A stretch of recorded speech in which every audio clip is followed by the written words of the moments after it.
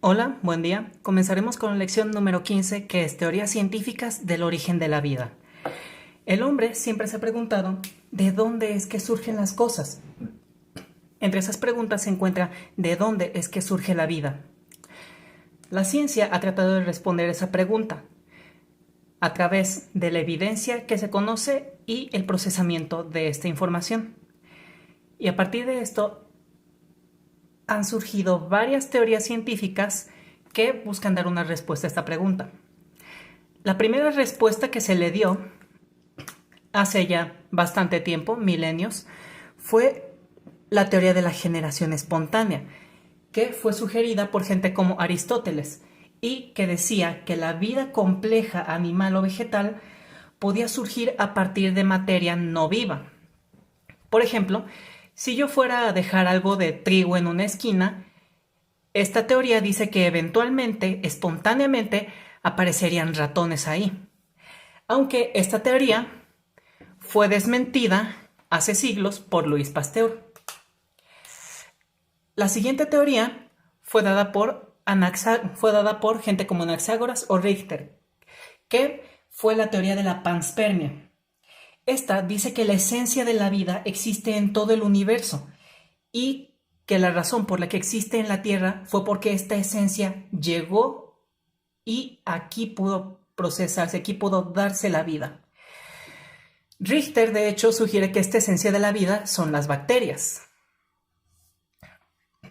La siguiente teoría fue la de síntesis abiótica, sugerida por Alexander Oparin.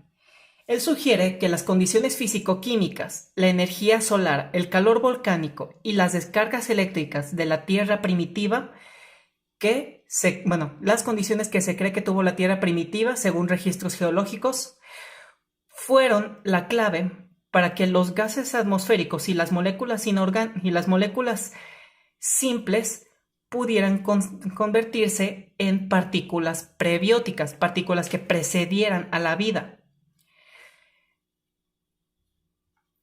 Sugiere que a partir de partículas tales como metano, dióxido de carbono, oxígeno molecular, amoníaco, etc., pudieron formarse moléculas más complejas.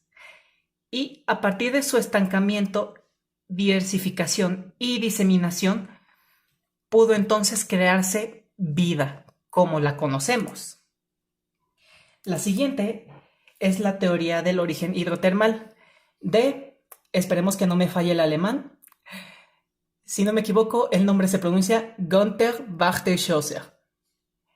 Él propuso que hubo una forma primitiva del metabolismo que precedió a la genética, que el metabolismo surgió antes que la genética y antes de que se pudiera dar una vida como la conocemos. Tomamos como metabolismo a una serie cíclica de reacciones químicas que dieran paso a la liberación de energía que se pudiera utilizar en otros procesos. Sugería que a partir de compuestos simples se pudieran formar compuestos más complejos aprovechando los metales pesados y el calor de fuentes hidrotermales. Por ejemplo, sugiere que para la formación de las proteínas, que llegan a ser bastante complejas, estas moléculas simples pudieran haber reaccionado catalizadas por metales para formar ácido acético, y reaccionando con dióxido de carbono y amoníaco, formara aminoácidos, que son las unidades de las que están formadas las proteínas. Uniéndose pocos aminoácidos se formarían péptidos, y uniéndose aminoácidos en muchas mayores cantidades darían paso a proteínas. Uno de los experimentos más importantes para dar respuesta a las interrogantes del origen de la vida fue el experimento de Miller y Urey, que se realizó colocando cantidades de compuestos simples, digamos dióxido de carbono, gas oxígeno, gas metano, gas amoníaco o gas hidrógeno, en las condiciones que suponemos que tenía la Tierra primitiva, ya sea pues presencia de minerales, altas temperaturas y presencia de descargas eléctricas. Realizaron este experimento para verificar la teoría que tenía Oparin y resolvieron a que a partir de estos compuestos y la presencia de incrementos de temperatura,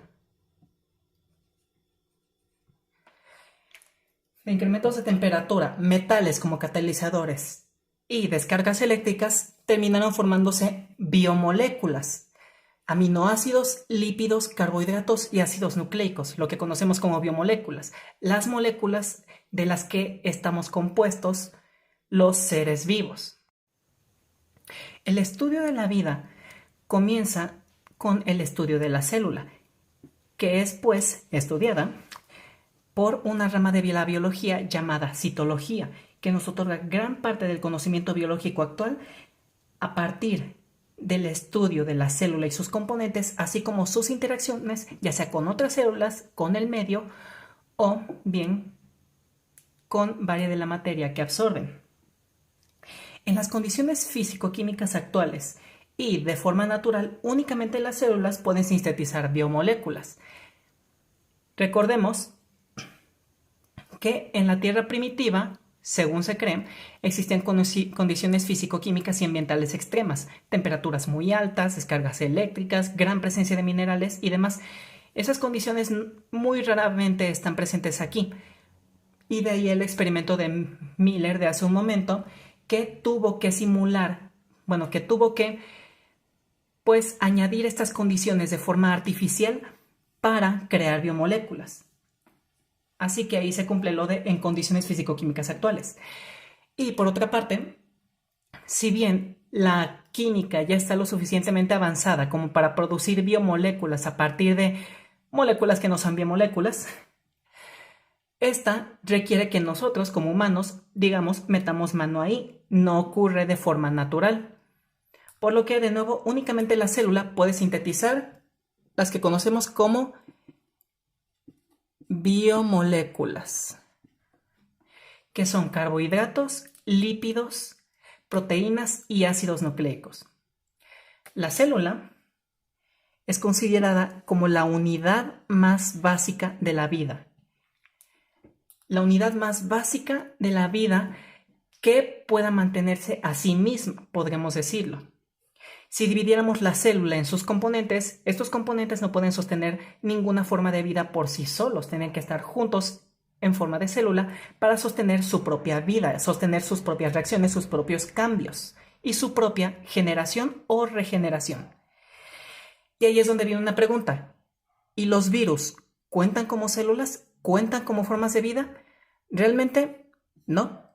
Sí poseen biomoléculas. La gran mayoría posee material genético, esto es ácidos nucleicos, posee carbohidratos, puede poseer en algunos casos lípidos en forma de una membrana que lo proteja y poseen prácticamente siempre proteínas, pero no son considerados como una forma de vida, no son considerados vivos, puesto que a pesar de que contienen una buena variedad de biomoléculas,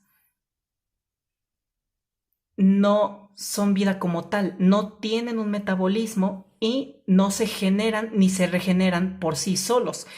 Necesitan parasitar a una célula distinta y toman la maquinaria y organelos de esa célula para poder replicarse y regenerarse. Las células pueden distinguirse entre sí por su tamaño, su forma o sus funciones químicas o biológicas. Aunque bien, se puede decir rápidamente que una célula va a tener tres partes que la van a distinguir fácilmente. Una membrana, un núcleo o nucleoide donde se guarda el material genético y el citoplasma. La primera de estas tres partes es la membrana. Esta está formada por una bicapa de lípidos y además varias proteínas que pueden ser periféricas o integrales. Las periféricas pertenecen únicamente de un lado y las integrales se encuentran a ambos lados de la bicapa. La membrana separa el exterior de la célula del citosol en el interior de esta, pudiendo separar el metabolismo y todos los procesos que ocurren de todos los procesos y condiciones que haya en el exterior. Varias de estas proteínas periféricas integrales llegan a ser proteínas de transporte que permiten el paso de nutrientes, algunas de forma espontánea que no requiere energía y otras de forma que requiere aplicar algo de energía para que entren. Sustancias como el agua, el oxígeno y el dióxido de carbono pueden entrar y salir sin problemas de la célula sin ningún problema.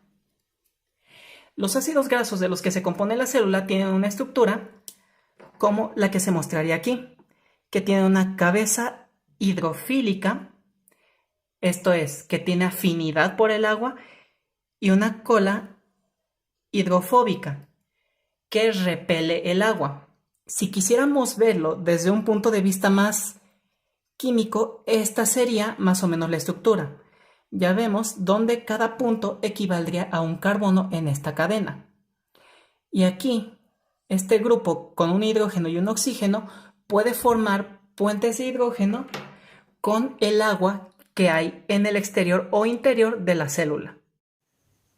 La siguiente parte es la región donde se contiene el ADN. Esta, en el caso de los eucariontes, es un núcleo, que es un espacio que también tiene una doble membrana y que es donde se encapsula todo el ADN que contiene la célula. Por otra parte, en los procariotas está el nucleoide, que es simplemente una aglomeración del ADN que tiene la célula.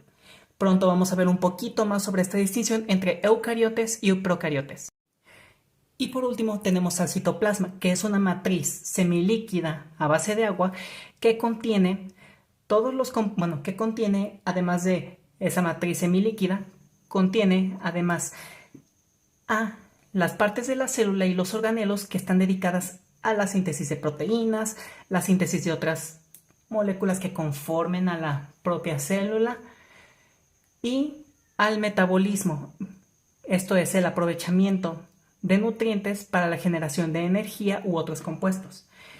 En este pequeño ejemplo que tenemos sería una célula procariota, una célula muy simple. Tendríamos una membrana y tendríamos en este caso un nucleoide. Todo lo que se encuentra aparte de esos dos es lo que consideraríamos como el citoplasma. Y por último tenemos la distinción entre una célula procariote y una célula de tipo eucariote. La palabra procariote viene del griego procarión. Pro lo podríamos tomar como previo a o antes de, y carión es la palabra para núcleo. Estas únicamente tienen el material genético aglomerado pero flotando, simplemente flotando en medio del citoplasma en alguna parte, y únicamente tienen en su citoplasma ribosomas. Los ribosomas sirven para la síntesis de proteínas y otros componentes de la célula. Pero bien, lo importante es que no tiene un núcleo verdadero, sino simplemente un nucleoide. Por otra parte, las de tipo eucariote, que viene de eu, bueno o bien hecho, y carión, núcleo, que nos indican que una célula sí tiene un núcleo bien delimitado que contiene a su material genético.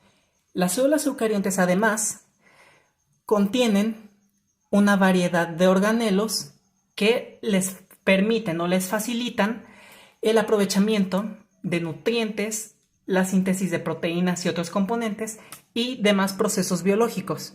Pero lo importante, en sí, para tener una denominación como eucariote es que tienen un núcleo verdadero y delimitado que contiene al material genético.